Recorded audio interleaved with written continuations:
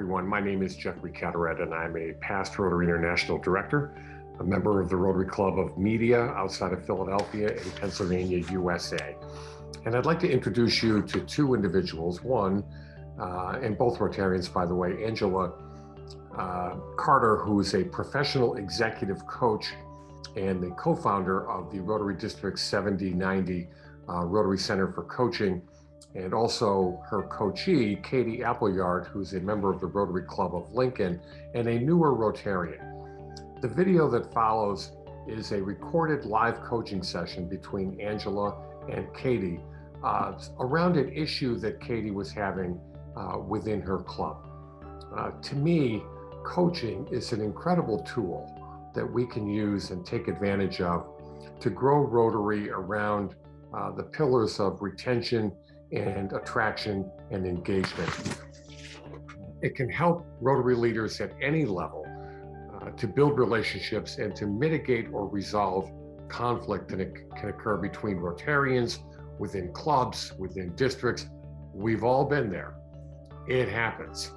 And I believe that this tool of coaching can be a huge asset to us as we navigate that territory.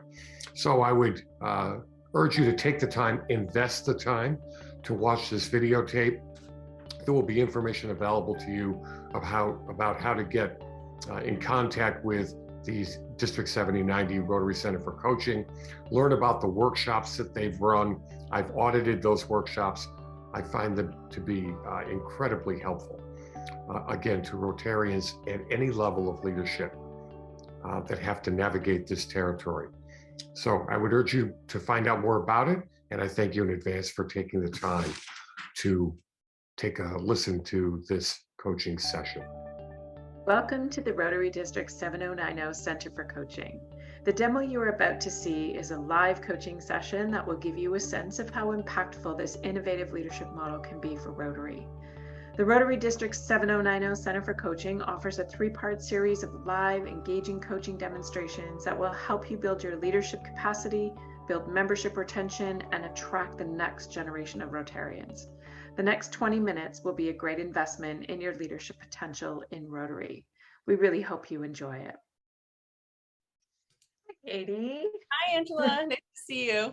It's great to see you too. Thank you so much for joining us in our coaching demo here today. I'm excited to continue our conversation from one of our coaching sessions. And tell me what's happening for you right now. What are some things that are going on? It's funny, the week after you did our coaching session, it was my point of pride, being able to talk about kind of what I was going through. And so I felt like a really good energy around all of that. And then within the last little week, there's been like a little bit of a pushback, even based on what I was saying, which was that like I'm going to be taking over public image in the 2022 year.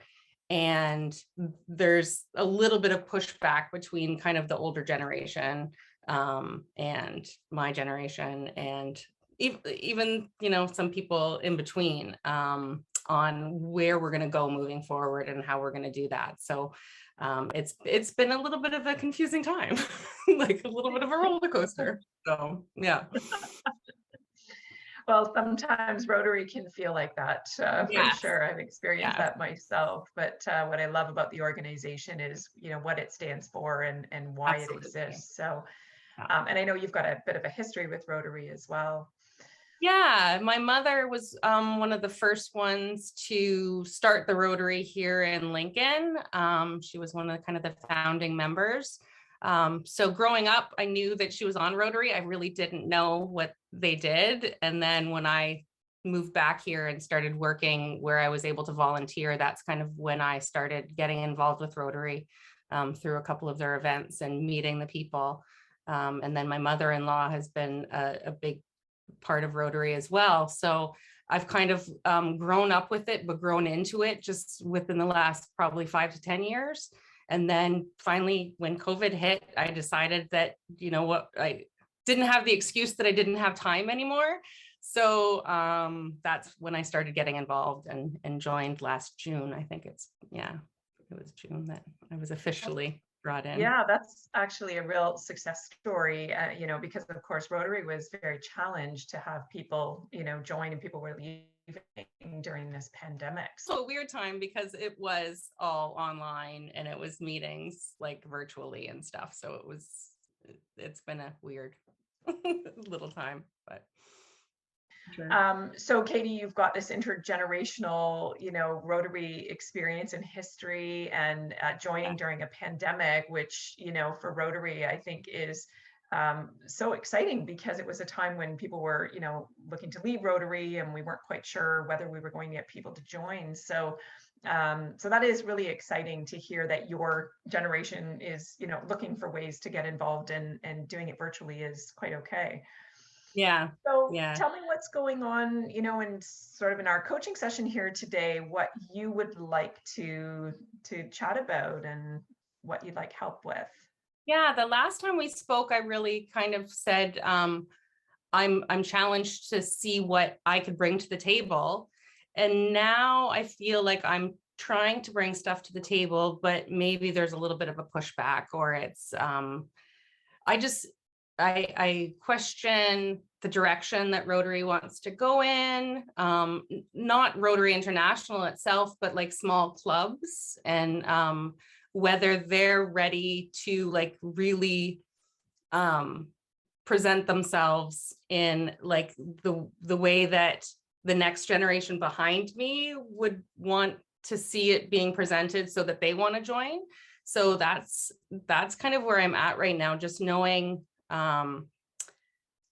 how the clubs were run, and I think the direction that Rotary wants to go in, but really like coming across as a good addition that has good ideas and good input, and figuring that out. It's a challenge. Yeah. So it sounds like there's this intergenerational thing happening in the club, and you're sort of wanting to bring things forward, and perhaps sounds like you're getting a little bit of resistance there. Yeah. What would be your goal for this coaching session at the end of it? If I were to ask you, Katie, where do you want to be? If you could envision, what you would walk away with. Yeah, I think that I want to be heard as a new Rotarian, but also not come across as this pushy know-it-all. Whatever is in my mind of what people might think of me because of speaking up and speaking my mind. And so I think that at the end of this, I would want to like feel like I could do it and be heard, but in a good way, in a positive way, because that's why I joined. Like, I'm not trying to be negative at all, but it's a trying time right now, and I think everybody's kind of got their back up about things, and we haven't been able to be in person, so there hasn't been that connection. So it's trying to figure out where what direction I can go and the fit that I can have through all of this. So speaking of fit and sort of you're speaking from your heart right now, if I can sense your heart's in Rotary, and you really have a passion for helping them sort of get themselves into this next generation of what Rotary is going to look like. For sure. Where is your heart and your head in this right now? It's a little bit confused. It's I get that it's been a certain way traditionally, and that the direction that Rotary wants to go in seems to be very like forward thinking. But I am a little bit confused because I have been getting a little bit of pushback. So I'm one of the only new people in my club, certainly around my age group. And I don't want to come across as like I don't value what has come before us and before me. But I also want to add value myself, and I want the next generation to add value as well. So that's kind of where I'm at. Yeah. Where's your sense right now, if you were to put a pulse on where the club is and their willingness to move forward? It's hard to tell because it's been so virtual, and also hard to tell because as a new person, you're coming in with a group of people that have been working together for years and are close knit. So it's difficult to find the connection, not just because of the generational difference, but also because of their close knit, bonds already that they've been working together. And so I believe that the majority of them feel the same way as I do and are ready to move forward. But I still think that there's like kind of an old mindset of, just keep on trucking the way it is, and we're doing good and we're raising money, and just, stay quiet and keep going. Where I kind of think like, we need to stand out. We need to be the club that people want to join. We want to bring in good people and a diverse range of people. And we want to show that we are different and like we stand by all of our values. So yeah. When I hear you say all of that, my first thought in my head is, have you expressed that to the club? Like where your heart is and sort of what your end goal is? No, I don't think so. I don't think there's been an opportunity to really. I think that, we have our weekly or bi-weekly meetings, and we have been able to get together a couple times in person. But there hasn't been anybody that's really reached out and like asked like the questions that you're asking. So that's, disheartening maybe, but also makes me as the next generation think differently about how I would treat people coming in, and kind of go from there, just from my own experience. So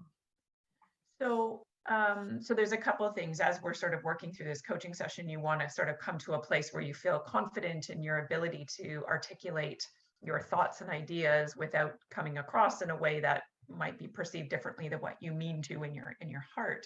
Absolutely. And I'm also hearing that there are some challenges in even expressing that in your club. And so if you were to have that opportunity, how could you create that? And what would that look like? I think open forums. Like, I think when we have our meetings, we have an agenda and we stick to our agenda, and we have our speaker. We're not getting the chance to talk to each other as we would in person. And for me to be able to articulate this to somebody over Zoom is not happening because, everybody has their time to speak.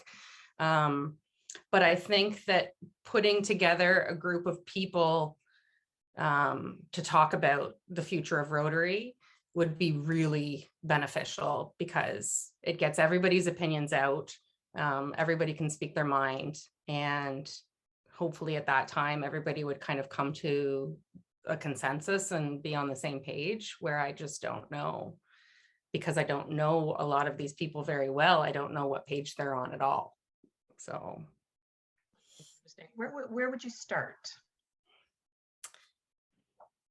I guess like there's a couple people on Rotary that I have built trust with and that I would be able to speak openly with. So I think that I would start by reaching out to them and letting them know kind of where I'm at,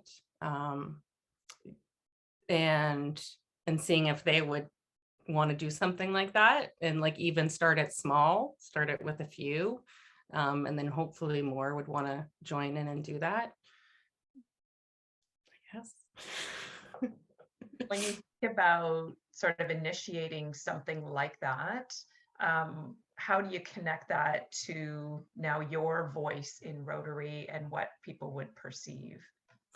Again, that's where I kind of struggle, because I don't want to be this person that's like constantly wanting to be the disturber or wanting to change things up. And so I think that my voice in all of this has to be like in the grand scheme of things, are there other people that are feeling the same way as me and are interested in discussing it more? So And if there's silence, then, I don't know. Then I look outside of my club to support from other clubs, maybe.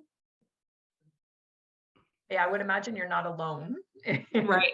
in what's happening with your club. So yeah, that could definitely be an option for you. So you talked about what you don't want to be known as or seen as. What do you want to be known and seen as? I want to be seen as somebody who makes a difference for the club. Maybe brings a different thought and opinion and way of thinking that maybe they haven't seen before. I want to bring like new ideas and new people in. That's one of my big things. I want more people like me in the club. Like I want more outspoken, let's change the look of this. I want more. I definitely think that would make a huge difference in my Rotary life as well. So you have, I have this picture of you now, right? Almost being like a progressive interrupter of, or disruptor of routine and history, but yet still fulfilling the ultimate mission of Rotary. So it's not like you're on a different page. At least that's not what I'm hearing. It's just, how do you take that leap and be expressive and say how you feel, and get people's attention to actually invoke change there. Yes, for sure. If we were to fast forward a year and you were standing up in front of the club and you were talking about all of the changes that have happened in this last year as a result of the spark that you ignited, what would you be talking about? What would you be saying? I'd be welcoming all the new members, different ages and races. This is where it gets tough for me because our world is going through such division right now, and I just want to bring people together. I really do. I want our club to be exactly what Rotary International has been, like this melting pot of different people and different businesses and different mindsets just coming together like for a greater good, because I think that's what our world needs right now. I think you're absolutely right. We do need my kids are going to be yeah. That's okay. You know what? I mean, the passion obviously for what you want to do is coming through, and you obviously see that Rotary is a way that you can have an impact, and that's exactly why Rotary exists. So, what's at risk if you don't persevere through this, as tough as it is? Yeah, I think what I feel is at risk is like me just giving up on it and not setting out to do what I feel is right and want to be a part of. So I think that the risk is mostly to me. Like, I don't think that anybody would miss me necessarily. Like, things would just keep going the way that they were. It's just a matter of like, would I just, not want to fight for what I envision? Because it's just sometimes easier to be quiet and stay in the background. So. So what do you need to do to remind yourself, or what maybe strategies do you need to have for you to maintain that strength? Who do you need around you in order to continue to get through some of the challenging times? I mean, I'm guessing they're not over yet. Yeah. And I really think that it is like surrounding myself with the people that, feel kind of the same way as me, and also just talking about it because the more that I talk about it, the more I'm like, no, you're right. This is the direction it needs to go in. And this is like, you're not just being disruptive, you're being like innovative. And so the more that I do talk about it, the better I feel about it, rather than just like keeping everything bottled up to myself and having this inner dialogue where you just, can go in circles with yourself about it. So definitely surrounding myself with like-minded individuals that feel the same way and being able to talk about it. I can see a difference from when we first started here already to now. We're probably about 10 or 12 minutes in. There's this new sense of confidence. I am doing the right thing. I'm not disruptive, I'm innovative. So you're changing your language of even how you're feeling about the situation and sort of how you're approaching it.